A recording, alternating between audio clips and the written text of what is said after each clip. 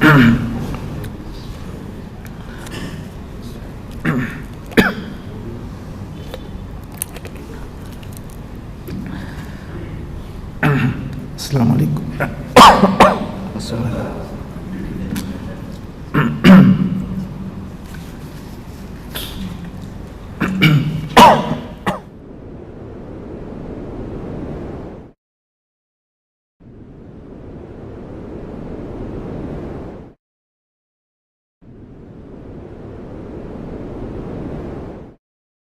Warahmatullahi wabarakatuh. Innal hamdalillah nahmaduhu wa nasta'inuhu wa nastaghfiruh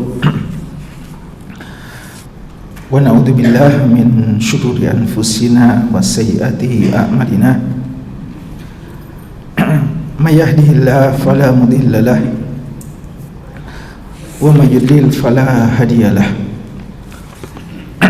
Wa asyhadu an la ilaha illallah wahdahu la syarika lah wa asyhadu anna Muhammadan abduhu wa rasuluh. Allahumma shalli ala Muhammadin wa ala alihi wa sahbihi wa man ihtada bi hadihi wa istanna bi sunnatihi ila yaumiddin, amma ba'd.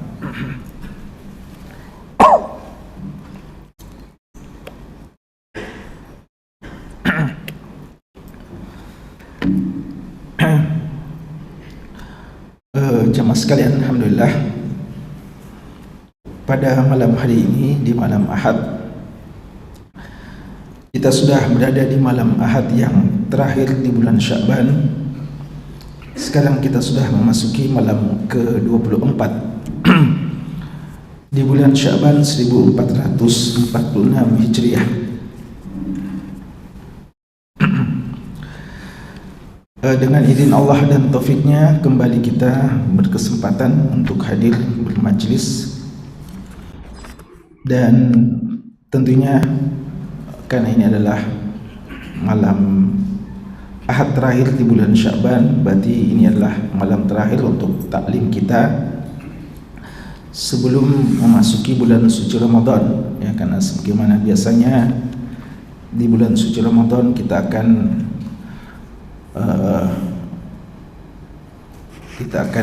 berhenti atau kita akan istirahatkan taklim kita sementara dan menyesuaikan dengan kegiatan-kegiatan ibadah kita di bulan suci Ramadan. Dan pembahasan kitab Riyadhus Shalihin kita ini sebenarnya kami berharap pada awalnya untuk bisa menyelesaikan kitabul jihad, ya, sebelum bulan suci Ramadan, ya. Namun qadarullah wa ma syaa fa'al, walaupun kita sudah mengadakan beberapa pertemuan yang cukup banyak, namun ada juga beberapa halangan-halangan yang seperti safar dan yang lainnya, sehingga kita belum bisa, ya, untuk menyelesaikan pembahasan kitabul jihad. Karena memang seperti yang telah kita sebutkan, ini adalah kitab yang paling banyak hadis-hadisnya, ya, paling banyak dalil-dalil yang disebutkan oleh Imam Nawawi rahimallahu ta'ala terkait dengan keutamaan jihad fi sabilillah. Dan kalau kita mau hubungkan, ya, sekedar untuk mengingatkan persoalan jihad dengan bulan suci Ramadan, itu juga sangat erat kaitannya, karena begitu banyak momen-momen jihad besar kaum muslimin itu terjadi di bulan suci Ramadan. Jihad-jihad dan futuhat, kemenangan serta penaklukan terhadap wilayah-wilayah itu banyak terjadi di bulan suci Ramadan sejak zaman Nabi SAW hingga akhir zaman ini, ya, hingga zaman-zaman terakhir. Mulai dalam perang Badar Al-Kubra, ya, perang Badar Al-Kubra itu terjadi di bulan suci Ramadan. Kemudian Fathu Makkah juga di bulan suci Ramadan, dan banyak lagi, ya. Hittin, Ainun Jalut, dan juga ya negeri kita juga alhamdulillah diproklamirkan kemerdekaannya di bulan suci Ramadan, pada 9 Ramadan. Ala kulli hal, bagi kita Ramadan adalah bulan jihad, bulan perjuangan, baik dari sisi ibadahnya maupun juga jihad dalam makna al-qital, ya, dalam makna qital. Cuma mungkin timbul pertanyaan, apakah kaum muslimin ketika di bulan suci Ramadan mereka berjihad, apakah mereka berpuasa atau tidak? Bulan Ramadan bulan kemenangan, bulan jihad. Tapi apakah ketika mereka berada di bulan Ramadan, di saat jihad fisabilillah, mereka melaksanakan puasa atau tidak? Apa jawabannya? Ya, puasa atau tidak? Ya kan biasa kita bilang Ramadan itu bukan bulan tidur. Puasa itu jangan diidentikan dengan istirahat. Karena kaum muslimin dahulu bulan Ramadan pun mereka berjihad. Nah, tapi waktu itu ketika mereka berjihad, apakah mereka puasa atau tidak? Jawabannya atau nanti ya kita tunda jawabannya, ya. Dan kita sampai pada pembahasan yang menunjukkan apakah puasa atau tidak. Tapi kalau tidak sampai pembahasannya, ingatkan ya, kami akan jawab pertanyaan tersebut. Hadirin sekalian, karena kita belum bisa menuntaskan pembahasan tentang kitabul jihad, maka malam ini kita akan berusaha menyebutkan atau membahas sebanyak-banyaknya, ya.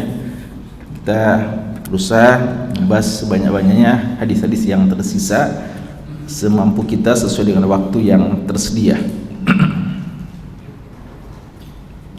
Pada pembahasan kita yang paling terakhir adalah kita sudah membaca hadis yang ke-1310. Hadis ke-1310. Ya. Sekarang kita lanjutkan hadis ke-1311. Wa an Anasin radhiyallahu anhu, dari Anas bin Malik radhiyallahu anhu, anna Nabiyya sallallahu alaihi wasallam qala, bahwasanya Nabi sallallahu alaihi wasallam bersabda, ma ahadun, tidak ada seseorang, yadkhulul jannah, yang masuk surga, yuhibbu an yarji'a ila dunya, yang masih mau kembali ke dunia, walahu ma 'alal ardi min syai', dan padahal dia sudah memiliki segala sesuatu yang ada di dunia. Artinya kalau dia sudah masuk surga, sudah mendapatkan berbagai macam fasilitas, semua yang ada di dunia telah menjadi miliknya. Illa syahid, kecuali orang yang mati syahid.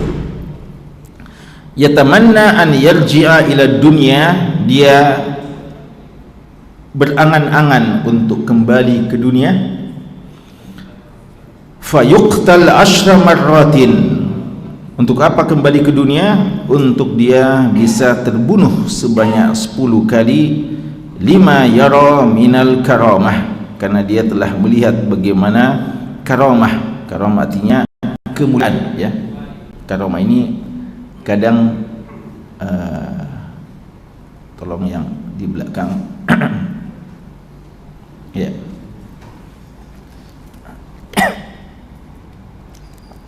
Karamah itu kalau di bahasa Indonesia kan keramat, ya. Keramat itu, keramat kalau antum fahami apa itu artinya keramat? Keramat kadang identik dengan sesuatu yang aneh-aneh, ya. Sesuatu yang bahkan kadang sesuatu yang terkesan mistik dan semacamnya, ya, sihir-sihir. Padahal karamah sebenarnya dalam bahasa Arabnya, karamah artinya kemuliaan, ya. Karamah artinya kemuliaan. Dan para wali-wali dikatakan memiliki karamah. Karamat artinya memiliki hal yang Allah muliakan mereka dengannya. Jadi mereka ingin kembali ke dunia karena mereka melihat bagaimana kemuliaan atau pemuliaan yang mereka dapatkan ketika mereka mati syahid. Wa fi riwayatin, dan dalam satu riwayat, lima yara min fadli syahada, karena dia telah melihat keutamaan mati syahid. Muttafaqun alaih. Hadisnya hadis sahih diriwayatkan oleh Imam Bukhari dan Imam Muslim. Singkat saja ya, perlu untuk kita jelaskan beberapa hal terkait dengan hadis kita ini, bahwa hadis ini jamaah sekalian menunjukkan bagaimana mulianya orang-orang yang telah ditakdirkan, telah dinobatkan, telah ditetapkan sebagai penduduk surga. Bahwa kalau orang sudah masuk surga, dia tidak akan pernah lagi berpikir untuk kembali ke dunia ini, ya, karena apalagi yang diinginkannya. Surga itu seluas langit dan bumi, dan apa yang ada di surga itu tidak ada sama sekali di dunia. Kalaupun ada sesuai dengan namanya, tapi tidak sesuai dengan nilainya di sana. Ya, di surga ada madu, sebagaimana di dunia ini juga kita minum madu, tapi tidak sama. Ya, pakaiannya pakaian sutra, tapi tidak sama kualitas sutra yang ada di sini. Emas dan perak, bukan emas dan perak yang kita lihat hari ini. Istana-istana yang digambarkan begitu megahnya di surga bukan istana yang kita saksikan hari ini.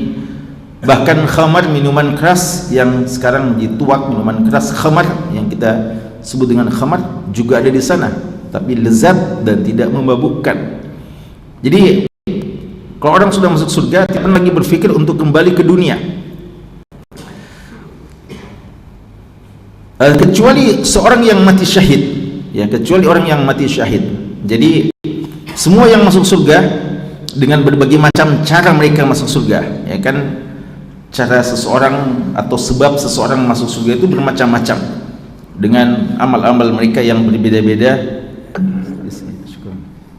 di sisi Allah Subhanahu wa taala. Kecuali yang mati syahid. Mati syahid ini masih berharap untuk kembali ke dunia.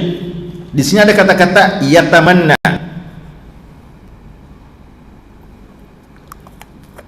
Ada dua dalam bahasa Arab, ya, mungkin lebih banyak, tapi yang sering digunakan yang menunjukkan harapan, keinginan, yaitu yarju dan yatamanna. Roja, yarju, raja, pengharapan, dan tamanna, yatamanna.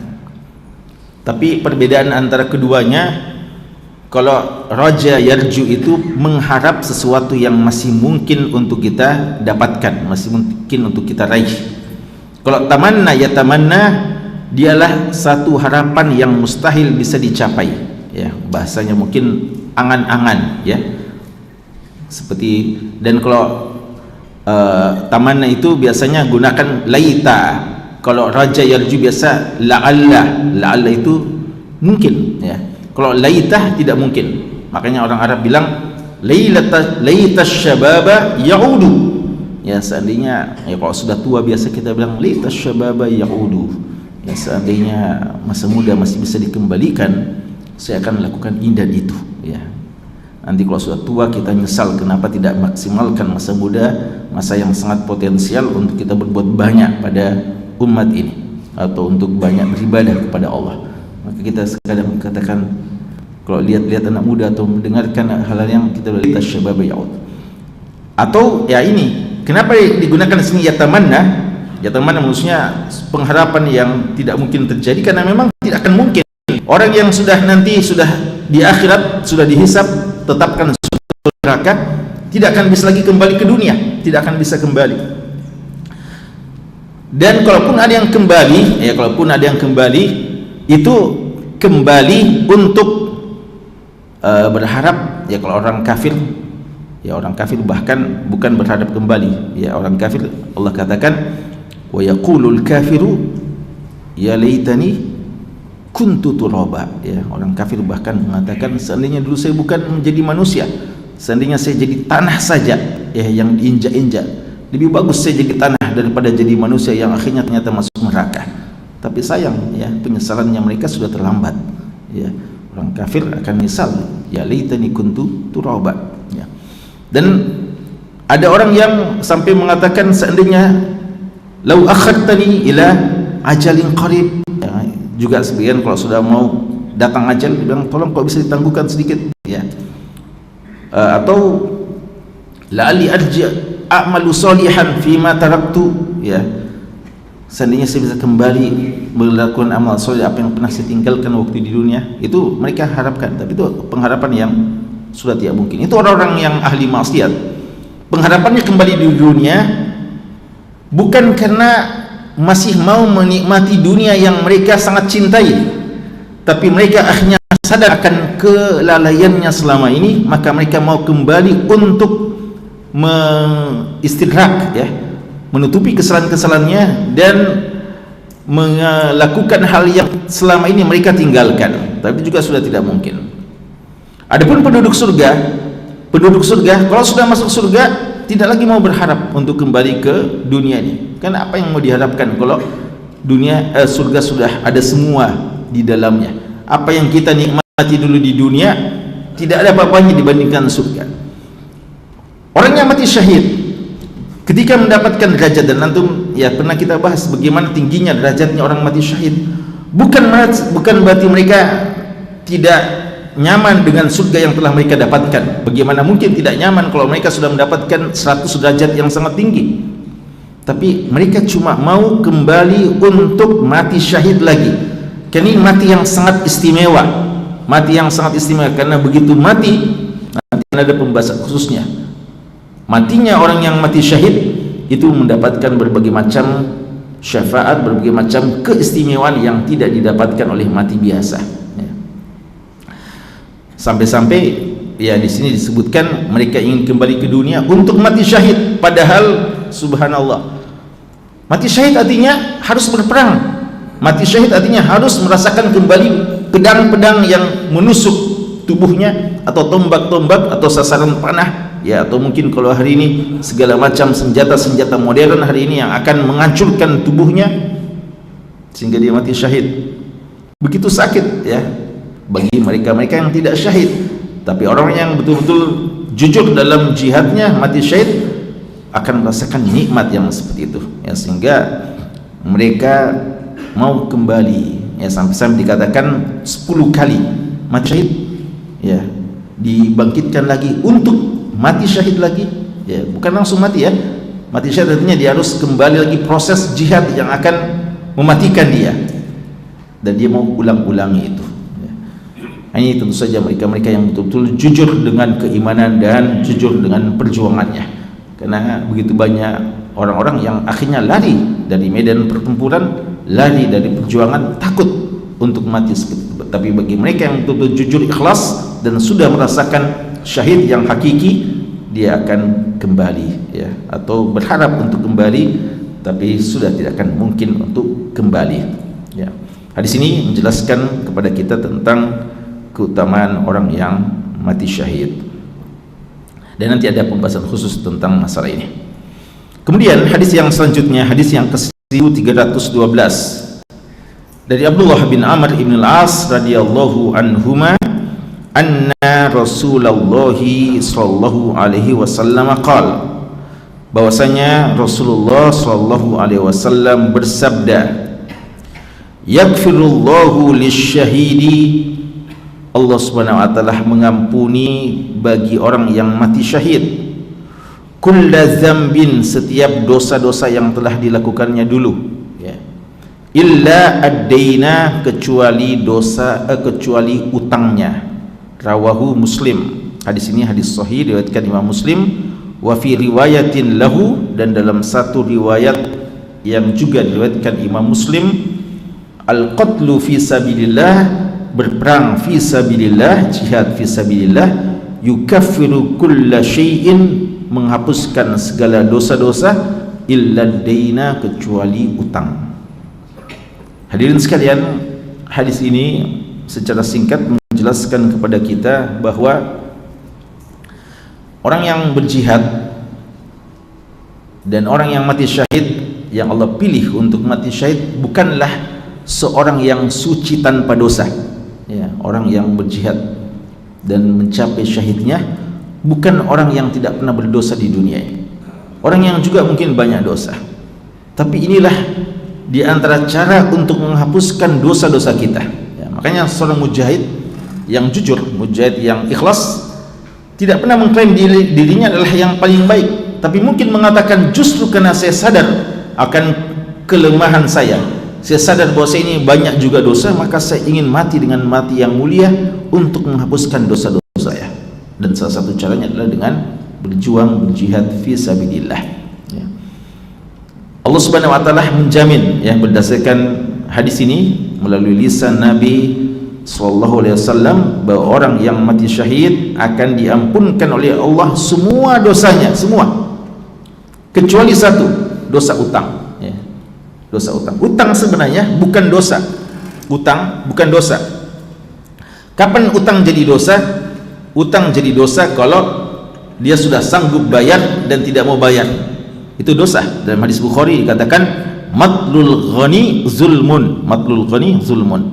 Menunda-nunda pembayaran utang padahal dia sudah sanggup untuk membayarnya, itu adalah kezaliman. Dan kezaliman adalah dosa. Dan juga orang yang memang ketika dia berutang, meminjam, memang sejak awal tidak ada niatnya untuk membayar, itu dosa, ya. Itulah dosa utang. Tapi utang secara umum, utang secara asalnya tidak dosa. Makanya Allah Subhanahu wa taala mengajarkan kepada kita bagaimana transaksi utang piutang sampai begitu lengkapnya, ya. Allah sebutkan di surat Al-Baqarah ayat 282, ayat yang paling panjang dalam Al-Quran, satu halaman penuh itu khusus tentang transaksi utang piutang. Seandainya dia sesuatu yang tidak boleh, maka tentu tidak akan ada aturan seperti itu. Dan Nabi kita sallallahu alaihi wasallam juga pernah berutang dan mengajari kepada kita beberapa aturan-aturan tentang utang. Tapi beliau juga di waktu yang sama berlindung dari utang, ya, minta perlindungan kepada Allah dari utang, utamanya yang ghalabatid dain. Dalam riwayat dhal'id dain. Apa itu ghalabah? Sudah dikalahkan sama utang, dia terikat terus dengan utang, dia tidak bisa lepas dari utang. Dalam riwayat dhal'id dain, dhal itu artinya sudah terlilit, ya, sudah terlilit, sudah tidak bisa lepas dari utang. Nah, ini entah karena memang dia tidak sanggup atau memang dia sudah memiliki tipe orang yang suka berutang. Ya, ini juga satu mentalitas yang perlu untuk dihilangkan dari seseorang yang memang rasanya tidak bahagia kalau tidak ada utangnya, ya.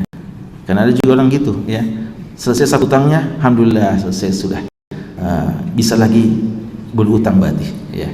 Jadi selalu pikir ada selalu kreditnya, ya. Jadi sudah selesai ini, ya, setelah berusaha bertahun-tahun akhirnya selesai juga, apalagi, ya. Ini satu mentalitas yang tidak bagus, ya. Karena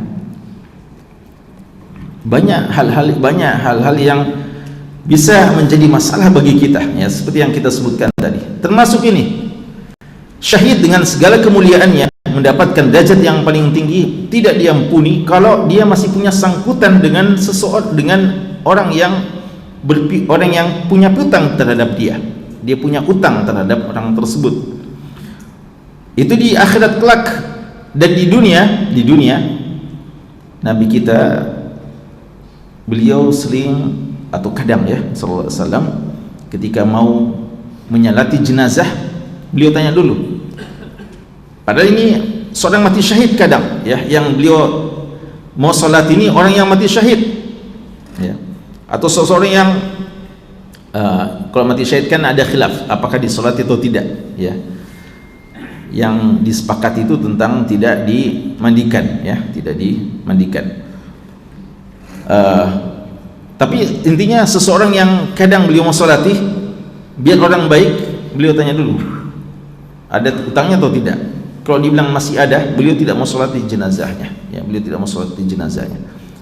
sampai diselesaikan oleh keluarganya, atau sampai orang yang berpiutang memaafkan dia. Karena gimana, apa ya, seakan-akan gitu ya, apa gunanya disolati kalau masih akan tersangkut nanti di akhirat kelak. Karena kau sekali dengan Allah Subhanahu wa taala, Allah Maha Pengampun lagi Maha Penyayang. Semua dosa bahkan ketika kita mati dalam dosa tersebut, semua tetap berpeluang untuk diampunkan oleh Allah kecuali dosa syirik, ya. Tapi dosa antara kita, kezaliman yang terjadi di antara kita dalam persoalan fisik, dalam persoalan kehormatan, dan dalam persoalan harta, itu tidak Allah ampunkan secara langsung walaupun kita bertobat terus-menerus kepada Allah, kecuali kalau kita sudah selesaikan persengketaan kita dengan saudara-saudara kita. Sangkutan-sangkutannya telah kita selesaikan.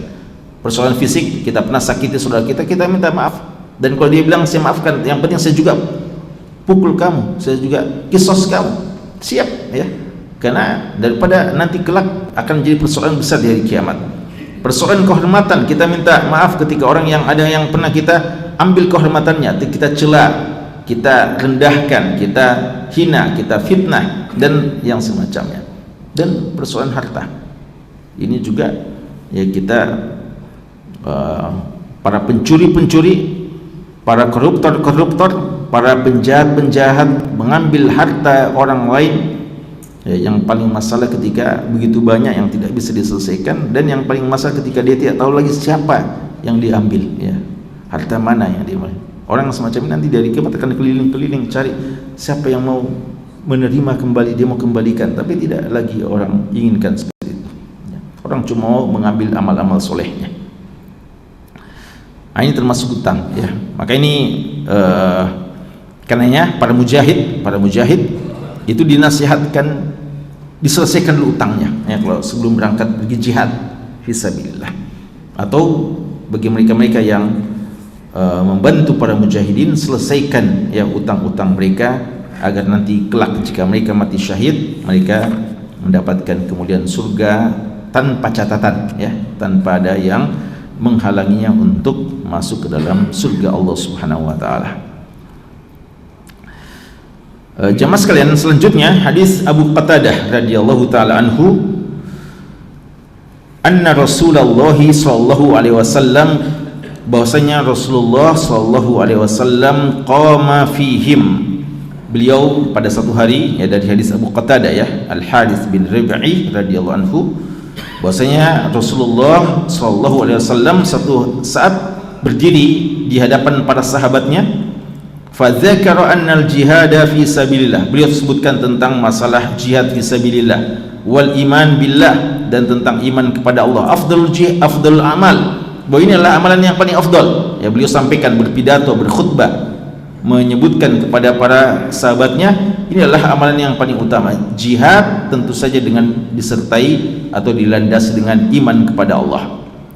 Faqama rajul, ada yang termotivasi dengan apa yang disampaikan oleh Nabi kita sallallahu alaihi wasallam, maka dia ini berdiri langsung. Faqala, ya Rasulullah, wahai Rasulullah, ara'aita in qutiltu fi sabilillah, apakah, gimana pandanganmu jika aku ini meninggal dibunuh fi sabilillah, dalam jihad maksudnya, atukaffar anni khataayaya, apakah akan diampunkan dosa-dosaku ini, ya, seperti yang kita sebutkan bahwa jamaah sekalian, ya, mereka para mujahidin yang ikhlas tidak pernah mengklaim bahwa mereka adalah manusia tanpa dosa, tapi justru mereka mengatakan, karena inilah kami mau menghapuskan dosa-dosa kami. Apakah kalau saya berjihad dan mati syahid, dosa saya bisa terampuni? Kata Nabi kita sallallahu alaihi wasallam, faqala lahu Rasulullah sallallahu alaihi wasallam, na'am, iya. Tapi gimana syaratnya? In qutilta fi sabilillah, jika kamu meninggal fi sabilillah, mati syahid maksudnya. Wa anta sabir, kamu dalam keadaan sabar. Ini penting, keadaan sabar. Kenapa? Karena dalam hadis la yuqal, yang dikatakan la yuqalu li fulan, ya, Imam Bukhari menyebutkan satu bab dalam Sahih Bukhari, la yuqalu li fulan syahid, tidak dikatakan kepada si fulan dia mati syahid. Apa yang dimaksudkan? Ketika ada seorang yang begitu semangat dalam jihadnya, membunuh banyak musuh. Para sahabat langsung melapor kepada Rasulullah, ya Rasulullah, si fulan ini Masya Allah begitu banyak musuh yang sudah tewas di tangannya. Kata Rasulullah, huwa finnar, dia penduduk neraka. Para sahabat kaget, dia sudah mati-matian berjihad, bahkan begitu banyak tewas musuh di tangannya, tapi Rasulullah bilang dia adalah penduduk neraka. Maka para sahabat coba lagi, buntuti lagi orang tersebut, lihat apa masalahnya orang ini, kenapa dikatakan penduduk neraka. Ketika diikuti, para sahabat makin yakin begitu semangat orang ini, terus dengan sikapnya tadi, dengan gayanya dalam jihad, begitu banyak orang, tapi dia juga mendapatkan luka-lukanya. Lalu dilapor lagi kepada Rasulullah, Rasulullah kembali mengatakan huwa finnar, dia adalah penduduk neraka. Sahabat ikut lagi hingga akhirnya ternyata setelah mati ketahuan dia akhirnya bunuh diri, ya. Tidak tahan dengan segala macam luka-luka yang dialaminya dalam jihad, ya. Maka ya di sini Rasulullah mengatakan wa anta sabir, kamu berjihad dan kamu bersabar dengan jihadmu. Ya, kalau sekalian, kalau saja kita sholat saja kadang kita tidak sabaran, menghadiri majlis ilmu saja kadang kita tidak sabaran, gimana lagi yang satu amalan yang risikonya adalah hilang nyawa kita, ya. Dan di depan kita senantiasa, setiap saat nyawa kita akan mungkin melayang, ya, hilang, pergi. Maka ini butuh kesabaran yang sangat luar biasa. Maka Rasulullah mengingatkan wa anta sabir, kamu dalam keadaan bersabar menghadapi itu semuanya. Muhtasib, mengharapkan pahala kepada Allah. Muqbilun ghairu mudbir, terus ke depan, ghairu mudbir, tidak lari ke belakang, tidak mundur ke belakang, ya, karena salah satu dosa besar adalah lari dari medan peperangan, ya. Ya ayyuhalladzina amanu idza laqitumul ladzina kafaru zahfa fala tuwalluhumul adbar wa may yuwallihim yawma idin duburah illa mutaharrifan liqitalin aw mutahizan ila fi'ah faqad ba'a bi ghadabin min Allah wa ma'wahu jahannam wa bi'sal masir, ya, wa ma'wahu nar aw jahannam. Faqad ba'a bi ghadabin min Allah wa ma'wahu jahannam wa bi'sal masir, ya, bahwa mereka yang lari dari medan peperangan itu mendapatkan murka Allah dan akan masuk ke dalam neraka yang merupakan seburuk-buruk tempat kembali, ya, jahannam, ya. Jadi ini, ya, muqbil ghairu mudbir, tidak mundur ke belakang. Summa qala Rasulullah sallallahu alaihi wasallam, kaifa qulta, kemudian Rasulullah mengecek ulang lagi, apa tadi yang kamu bilang? Dia bilang lagi, dia ulangi lagi, bagaimana pandangan wahai Rasulullah kalau saya berjihad, apakah dosa-dosa saya bisa diampunkan? Rasulullah kembali mengulangi pernyataannya, na'am wa anta sabir muhtasib muqbil ghairu mudbir illa dayn. Lagi-lagi ada catatannya, kecuali utang, kecuali utang. Kalau sekalian, kiasul aula ini, ya, mestinya kita pakai kiasul aula. Kalau saja jihad fisabilillah, orang mati syahid yang merupakan mati paling mulia, bermasalah dengan adanya utang, gimana lagi kalau kita pendosa yang tidak ada amalan yang bisa kita andalkan, atau kita mungkin orang yang bagus tapi tidak sampai derajat syahid fisabilillah, lalu banyak utang kita, yang utang kita yang jadi masalah terhadap hak-hak orang lain, maka ini akan menjadi persoalan. Kenapa Rasulullah bisa mengatakan ini? Kata beliau sallallahu alaihi wasallam, fa inna Jibril alaihissalam qala li dzalik, ya, karena Jibril telah datang kepada saya dan menyampaikan seperti itu, ya. Kemudian terakhir, ya, ini yang perlu untuk kami jelaskan supaya menjawab pertanyaan tadi, ya. Hadis dari Jabir radhiyallahu anhu, qala rajulun, berkata seseorang, aina ana ya Rasulullah in qutiltu, di mana posisi saya wahai Rasulullah, di mana tempat saya nanti di akhirat kalau saya mati ini fisabilillah, mati dalam jihad? Qala fil jannah, langsung Rasulullah bilang surga. Fa alqa tamaratin kunna fi yadihi, maka orang itu langsung membuang kurma-kurma yang ada di tangannya. Summa qatala hatta qutil, kemudian dia berperang sampai dia meninggal dunia. Rawahu Muslim. Belum ini, ya, masih ada lagi hadisnya, ya. Ini yang betul, ini hadis yang terakhir. Wa an Anas radhiyallahu anhu, Ini sekaligus ya, karena maknanya sama sebenarnya, tapi yang lebih lengkap. Hadis yang ke-1315. Wa an Anas radhiyallahu anhu qala, dari Anas bin Malik radhiyallahu anhu, beliau mengatakan, intalaqa Rasulullah sallallahu alaihi wasallam wa ashabu hatta sabaqul musyrikin ila Badar. Ini kisah perang Badar ya, kisah perang Badar. Itu tadi kita tanyakan, apakah dalam perang Badar mereka puasa atau tidak puasa? Ya, disepakati perang Badar mereka berjihad, tapi apakah puasa atau tidak puasa? Ya, kita tahu salah satu strategi Nabi kita sallallahu alaihi wasallam dalam perang Badar, beliau kuasai dulu mata air ya. Beliau sengaja cepat lebih dahulu ke Badar untuk menguasai mata air. Maka pada saat itu, ini strategi ya dalam taktik dalam beliau berjihad. Beliau bergerak dengan para sahabatnya hingga mendahului kaum musyrikin di padang Badar. Waja'al musyrikuna, lalu datanglah kaum musyrikun yang kita tahu 3 kali lipat jumlahnya daripada kaum muslimin.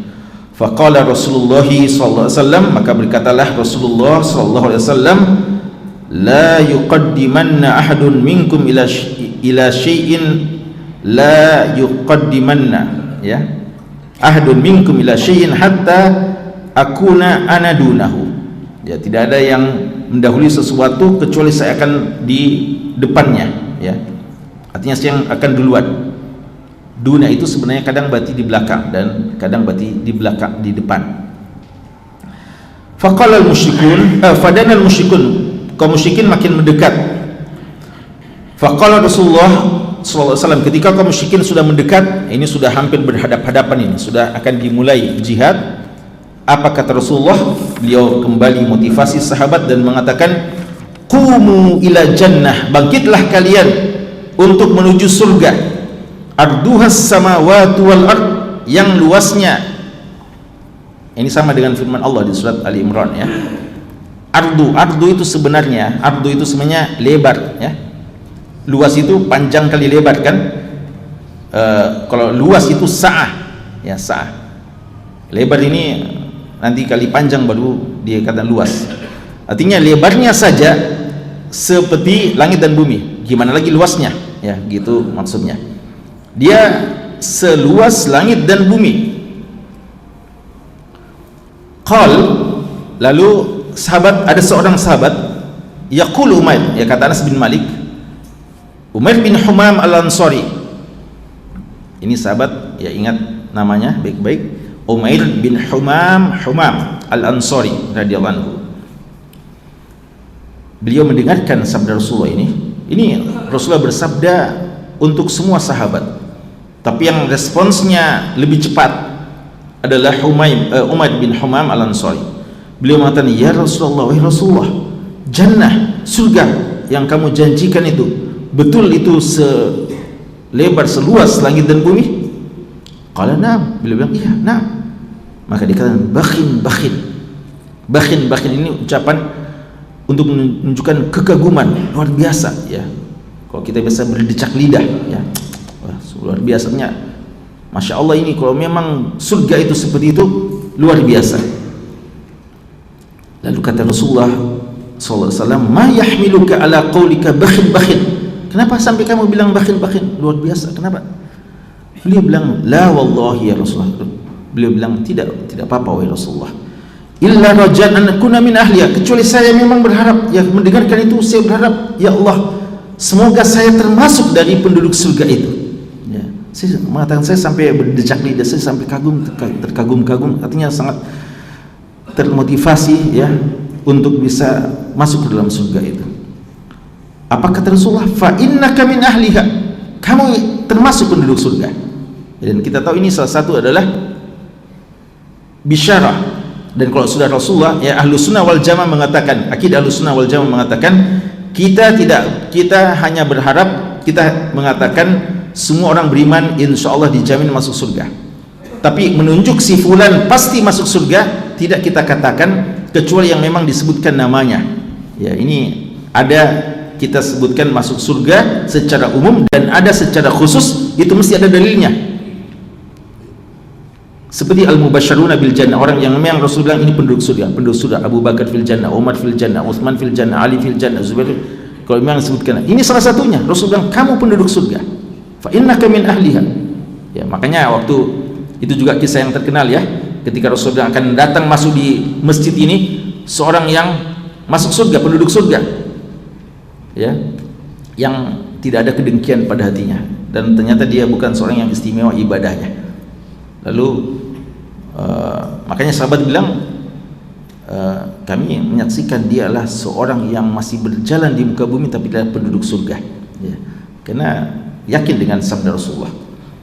Begitu mendengarkan dia adalah termasuk penduduk surga, sudah mendapatkan jaminan dari Rasulullah, dia bilang fa akhraja tamaratin min qaranihi, dia mengeluarkan kurma-kurma yang ada di kantong-kantongnya. Qarani itu berbentuk tanduk ya, tapi isinya kurma ya, semacam kantong-kantong yang dia isi untuk kurmanya.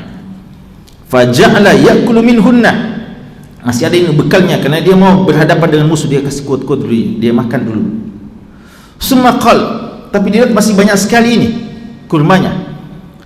Dia bilang la in ana hayitu hatta akula tamaratin hadhihi, kalau saya masih akan hidup menyelesaikan kurma ini yang masih ada di kantong saya, innaha la hayatun tawilah, masih panjang sekali hidup saya ini. Artinya saya sudah rindu mati syahid ya, saya sudah mau berpindah dari hidup di dunia yang fana ini, yang tidak mulia ini, dengan berpindah kepada mati syahid.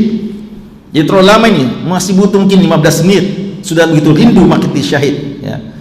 Maka apa yang dilakukan, farama, dia buang kurmanya, bima kana ma'ahu minat tamar, dia buang semua sisa kurmanya. Summa qatalahum, kemudian dia ke depan menghadapi musuh, hatta qutila, hingga dia meninggal dunia. Rawahu Muslim, hadis ini hadis sahih diriwayatkan oleh Imam Muslim. Ini keutamaan jemaah sekalian ya, sahabat Umair bin Humam Al-Ansari. Sudah terjawab pertanyaannya? Apa jawabannya? Tidak puasa ya. Jadi mereka para sahabat tidak puasa. Dalam sebagian riwayat ada satu momen, tapi bukan dalam perang Badar, sahabat semuanya buka pada saat jihad kecuali Rasulullah SAW dan Abdullah bin Rawaha. Tapi dalam perang Badar bukan cuma ini satu sahabat ini ya, tapi dalam beberapa riwayat menunjukkan seperti itu. Maka jemaah sekalian, jihad dan safar memang boleh kita ya, jihad kan safar, sehingga boleh berbuka puasa, sehingga kita katakan Ramadan ini kemuliaannya lah dia bulan kemuliaan, bulan kemenangan bagi kaum muslimin. Dan itu mulianya Ramadan, bukan hanya karena puasanya, karena buktinya ketika mereka berjihad tidak berpuasa ya. Jadi dia adalah bulan perjuangan, dan perjuangan ya tidak dihentikan bosnya, dia harus berpuasa. Karena sebagian sahabat sempat ya, tapi ada waktu itu sebagian sahabat dalam beberapa jihad sempat berpuasa, tapi ketika ada hal yang membutuhkan kerja, mereka istirahat, mereka berlindung karena alasan puasa. Sampai Rasulullah bilang ulaika humul usah, ya, mereka adalah orang-orang yang berdosa, bermaksiat, karena ini ada yang lebih penting tapi mereka tidak lakukan karena alasan berpuasa. Jadi kawan sekalian, bahwa jangan difahami ya, ketika kita mengatakan ya antum ini tidur terus kalau bulan puasa. Para sahabat saja puasa jihad ya, mungkin perlu dikoreksi sedikit ya, bahwasanya tetap berjuang ya, artinya mereka punya perjuangan yang lainnya, perjuangan ada memang sebagian, tapi sebagian kecil ya, di antaranya Nabi kita sallallahu alaihi wasallam. Wallahu taala alam, sallallahu ala nabiyina Muhammad wa ala alihi washabbihi wasallam, walhamdulillahi rabbil alamin.